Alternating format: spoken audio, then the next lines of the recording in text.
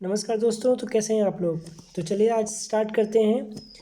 आज हम जो हिस्ट्री सीरीज चल रही है उसका आज हम पार्ट 3 स्टार्ट करेंगे, जिसमें हम आज इस चैप्टर को अप्रॉक्स ख़त्म ही कर देंगे।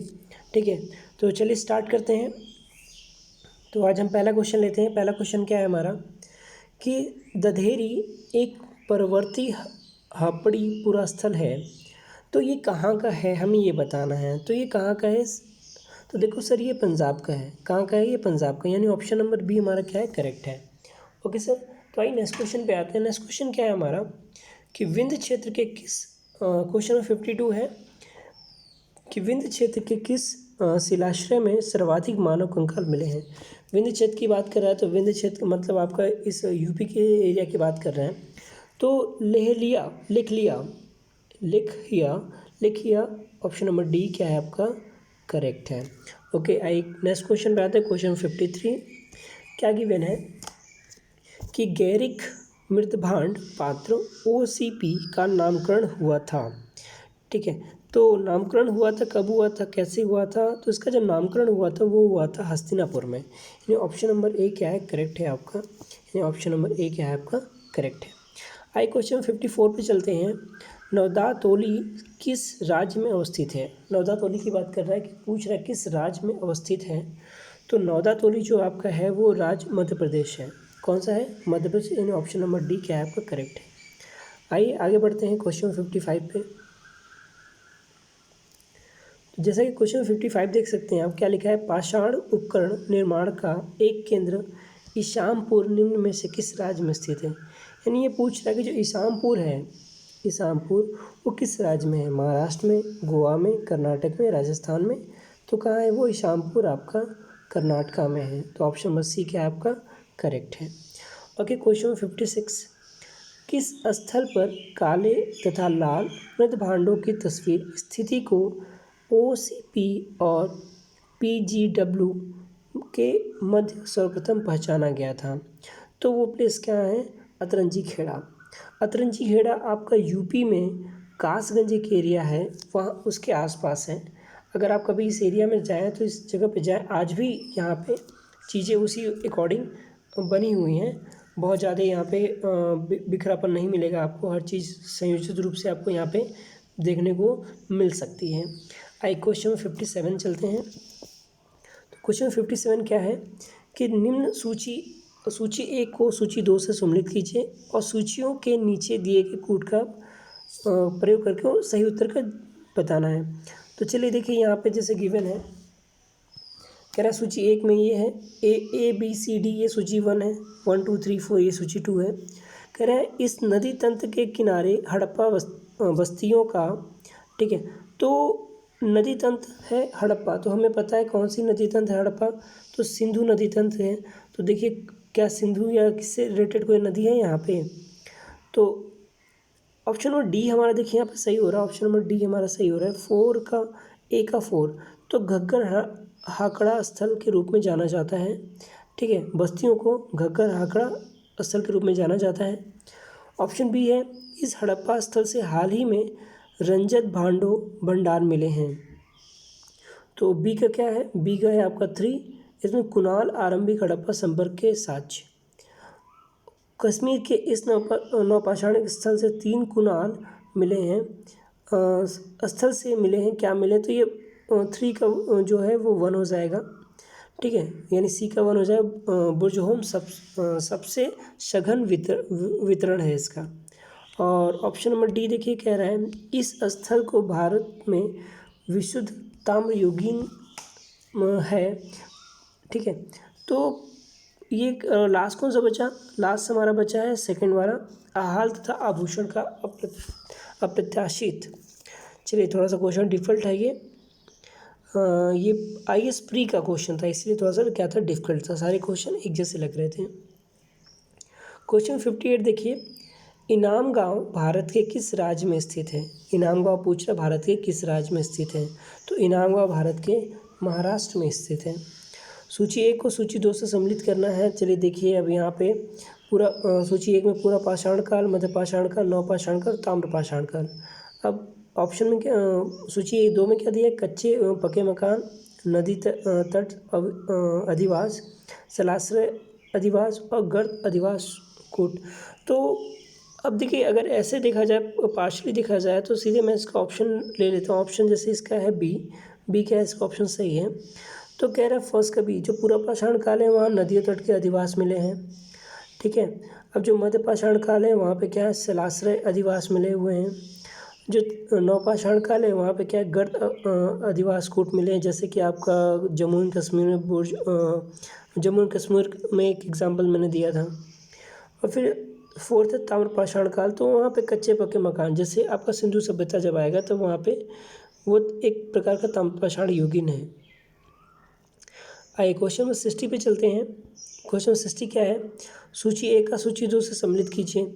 चलिए, हड़प्पा है, हस्तिनापुर है, नागार्जुन कोंडा है और पैठन है।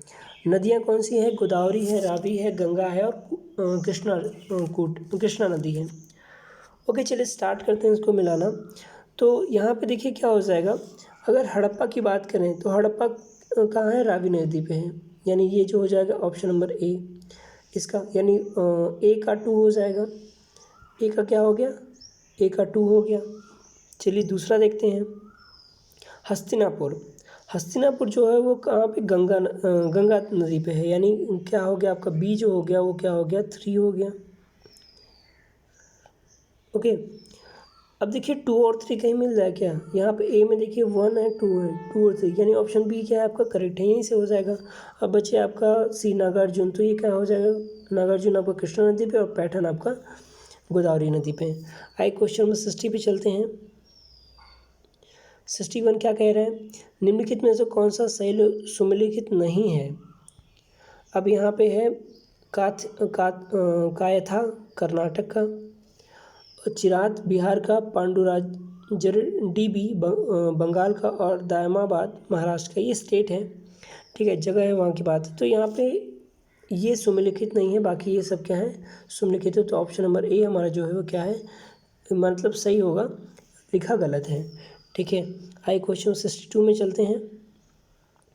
क्वेश्चन 62 क्या कह रहा है कि निम्नलिखित दर्शनीय स्थानों को सम्मिलित कीजिए।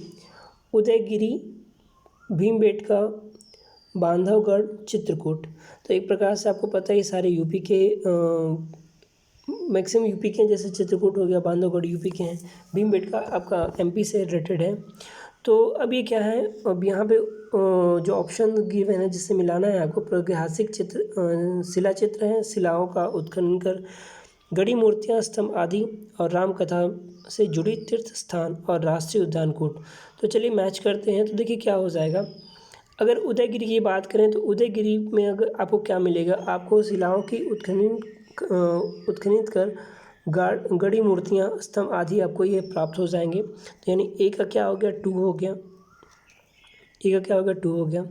भीमबेटका की बात करें तो भीमबेटका में देखिए बहुत ज़्यादा प्रागैतिहासिक जो स्थल हैं उसके शिला क्षेत्र वगैरह मिले हैं, तो बी का 1 हो गया।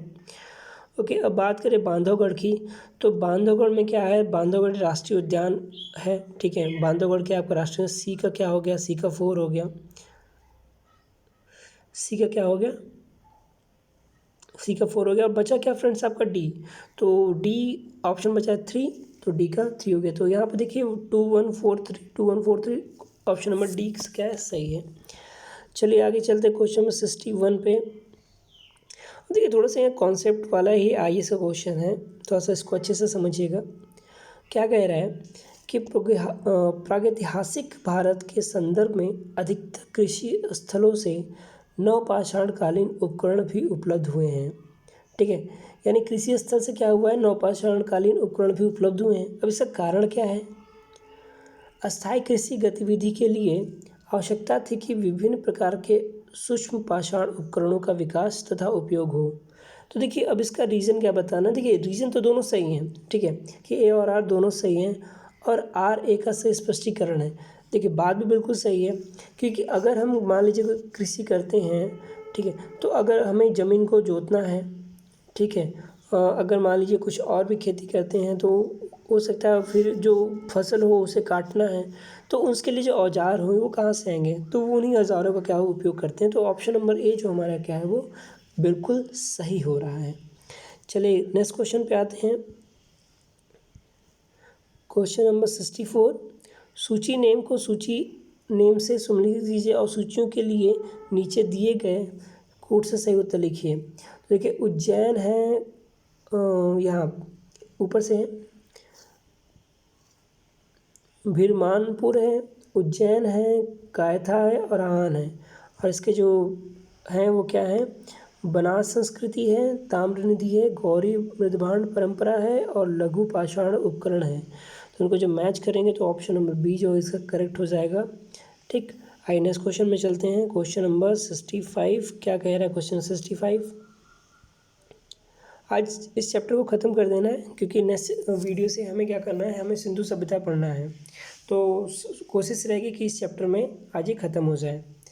तो फ्रेंड्स 65 नंबर देखिए कि कोपेनहेगन संग्रहालय की सामग्री से पाषाण, कांस्य और लौह युग की त्रियुगी विभाजन किया था।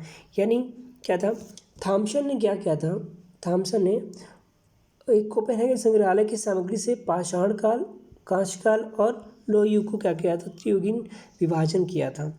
ठीक है, तो किसने किया था याद रखिएगा, थॉमसन है। तो ऑप्शन नंबर ए क्या है, बिल्कुल सही है। क्वेश्चन 66, भारत के किस स्थल की खुदाई से लौह धातु के प्रचलन के प्राचीनतम प्रमाण मिले हैं?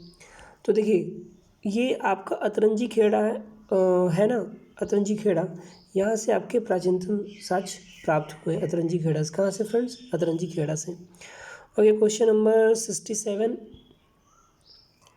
ओके क्या कह रहा है कि भारत में सर्वप्रथम पूर्व पाषाणकालीन उपकरण रॉबर्ट ब्रूस बूस्ट को कब मिला था? देखिए बहुत इंपॉर्टेंट क्वेश्चन है, ये कई बार पूछ चुका है। ठीक, तो ये कब मिला था? ये मिला था 1863 ईस्वी में, 1863 ईस्वी में ये क्या हुआ था, मिला था। ओके, क्वेश्चन नंबर 68, भारत में प्रथम पूरा प्रस्तर युगीन औजार की खोज का जिससे देश में प्रागैतिहासिक अध्याय का रास्ता खुला, श्रेय किसे जाता है? तो ये भी किसको जाता है, R.B. फुट को जाता है या फिर रॉबर्ट ब्रूस फुट को ही जाता है। ठीक है, ओके क्वेश्चन नंबर 69, भारत में प्रथम पुरापाषाणकालीन उपकरण की खोज करने वाले रॉबर्ट ब्रूस फुट थे। एक ये क्या थे, एक देखिए इस क्वेश्चन पे थोड़ा सा विवाद है। ठीक है, कुछ लोग उसको भूगोल वैज्ञानिक भी मानते हैं और कुछ लोग इसको पुरातात्विक भी मानते हैं। तो देखिए थोड़ा सा कंफ्यूजिंग ये क्वेश्चन है। ठीक है, तो आप इसका दोनों ऑप्शन मानिएगा, सॉरी बी नहीं, इसका जो ऑप्शन है, एक मिनट जस्ट, बी इसका ऑप्शन नहीं होगा। एक तो ये वैज्ञानिक थे और ये इतिहासकार थे, दूसरे क्या थे, ये इतिहासकार थे। तो दोनों ऑप्शन क्या है इसमें सही है। तो बट अब हमें देखना है कि यूपीएससी ने क्या माना है। यूपीएससी ने ऑप्शन ए माना है, तो ऑप्शन ए ही क्या होगा, सही होगा। चलिए नेक्स्ट क्वेश्चन पे आते हैं। नेक्स्ट क्वेश्चन है आपका 70 नंबर, क्या कह रहा है, निम्नलिखित में से किसे भारत में प्रागैतिहासिक पुरातत्व का जनक कहा जाता है? अगेन कौन होंगे फ्रेंड्स, आप बता सकते हो क्या होंगे? बकिंघम। बकिंघम को क्या बोला जाता है, भारत में प्रागैतिहासिक पुरातत्व का जनक। भारत की बात कर रहे हैं, मैं किसकी बात कर रहा हूँ, मैं भारत की बात कर रहा हूँ कि भारत में प्रागैतिहासिक पुरातत्व का जो जनक कहा जाता है वो बकिंघम को कहा जाता है। ओके, क्वेश्चन 71, नवदा टोली का उत्खनन किसने किया था? नवदा टोली, तो इसका उत्खनन किया था HD सांकलिया ने। किसने किया था? HD सांकलिया ने नवदा टोली का उत्खनन किया था, यानी उसको खोदा था। ठीक है, okay question 72, Robert Bruce foot जिन्होंने भारत में प्रथम पूर्व पाषाणकालीन उपकरण की खोज की, मूलतः वो क्या थे? वो एक भूवैज्ञानिक थे। क्या थे? वो एक भूवैज्ञानिक थे। अब देखिए यहीं पे थोड़ा सा क्वेश्चन में आप देख सकते हैं, यहाँ पे भूवैज्ञानिक हो गए हैं, उसमें क्वेश्चन में इतिहासकार बोला गया था। तो थोड़ा सा यहाँ पे क्या हो रहा है, क्वेश्चंस को लेके थोड़ा सा सस्पेंस बन रहा है। बट सस्पेंस में नहीं बनाएंगे हम, जो आयोग मानेगा हम वही टिक लगाएंगे, क्योंकि आयोग की जो आंसर की रहेगी वही सही होगा। बाकी हम कुछ भी पेश कर दें उसके सामने, वो गलत ही मानेगा। चलिए क्वेश्चन 73 की बात करते हैं। प्रारंभिक पूर्ण मानव को किस नाम से जाना जाता था? प्रारंभिक पूर्ण मानव को, देखिए जो पूर्ण मानव थे उन्हें क्या क्या कहा जाता था? उन्हें कहा जाता क्रोमेगन। ओके, चलिए क्वेश्चन 74 पे आते हैं। तो क्वेश्चन 74 क्या है कि वस्त्रों के लिए कपास की खेती का आरंभ सबसे पहले किया। वस्त्रों के लिए, देखिए कपड़ों के लिए कपास की खेती का आरंभ कब किया गया, तो सबसे पहले किसने किया, भारत ने किया था। ओके, क्वेश्चन नंबर 75, ये इंपॉर्टेंट क्वेश्चन है, ये देखिए यूपीएससी प्री का जीएस में भी पूछा है, ठीक है, तो याद रखिएगा ये क्या है आपका इंपॉर्टेंट क्वेश्चन है।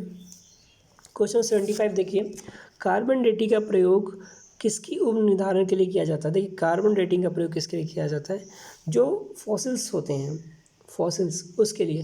देखो वृक्षों की डेटिंग के लिए नहीं करते, क्योंकि पता है क्या, वो खुद अपना एज बता देते हैं। अगर आप किसी भी पुराने पेड़ का अगर वो कभी कटा हो तो देखिएगा उसमें आपको ऐसे ऐसे छल्ले दिखेंगे, बिल्कुल ऐसे ऐसे क्या दिखेंगे, उसमें छल्ले दिखेंगे। वो खुद अपनी एज बता देते हैं कि हाँ मैं कितना पुराना हूँ, कितना नया हूँ, ठीक है। नए पेड़ों में छल्ले नहीं दिखाई देते, और जैसे जैसे पेड़ पुराना होता जाता है, मोटा होता जाता है, और उसमें क्या होते हैं, छल्ले बनते रहते हैं। आइए अगला क्वेश्चन चलते हैं। क्वेश्चन 76 क्या कह रहा है, भारत में मानव का सर्वोत्तम साक्ष्य कहाँ मिला था। ये बड़ा इंपॉर्टेंट क्वेश्चन है कि भारत में तो कहाँ मिला था फ्रेंड्स, तो ये मिला था नर्मदा घाटी में। कहाँ मिला था, नर्मदा घाटी में भारत का पहला साक्ष्य मिला था, कैसा, मनुष्यों का। Okay, question number 77, Madhya Pradesh के किस पुरातात्विक स्थल से प्रारंभिक ऐतिहासिक युग के विहीन लौह उपकरण प्राप्त हुए हैं। देखिए लौह उपकरण की बात कर रहा है, और कहाँ के, मध्य प्रदेश की बात कर रहा है, और प्रारंभिक ऐतिहासिक युग के विविध लौह उपकरण की बात कर रहे हैं। फ्रेंड ये कहाँ मिला है, नागदा में मिला है। कहाँ पे, नागदा में। चलिए क्वेश्चन 78 देखते हैं, ताम्र पाषाण मालवा संस्कृति के अवशेष निम्न में से कहाँ प्राप्त हुए हैं। तो देखिए मालवा संस्कृति की बात कर रहा है, उसके अवशेष कहाँ प्राप्त हुए हैं, तो उसके अवशेष आहड़ और गिलू में प्राप्त हुए हैं। ओके, क्वेश्चन नंबर 79, गुफग्राल निम्न में से कहाँ स्थित है। तो कहाँ से, स्वाद घाटी में गुफग्राल स्थित है, यानी ऑप्शन नंबर 1 है इसका बिल्कुल सही है। आइए क्वेश्चन नंबर 80 चलते हैं, और ये होगा आज का आखिरी क्वेश्चन। तो क्वेश्चन 18 क्या है, 80 क्या है आपका, निम्नलिखित किस ताम्रकालीन स्थल से तांबे के प्रयोग का साक्ष्य प्राप्त हुआ है किंतु प्रस्तर उपकरण प्राप्त नहीं हुए। यानी तांबे का साक्ष्य तो प्राप्त हुआ लेकिन उसके कोई उपकरण प्राप्त नहीं हुए हैं, तो वो है आपका आहड़ से। ओके फ्रेंड्स, तो आज चैप्टर 1 हमारा कंप्लीट हो गया है।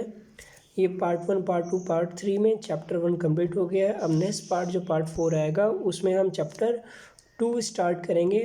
तो फ्रेंड्स वीडियो कैसी लगी आप कमेंट बॉक्स में ज़रूर लिखिएगा, और thanks for watching my videos. Have a nice day, see you next video.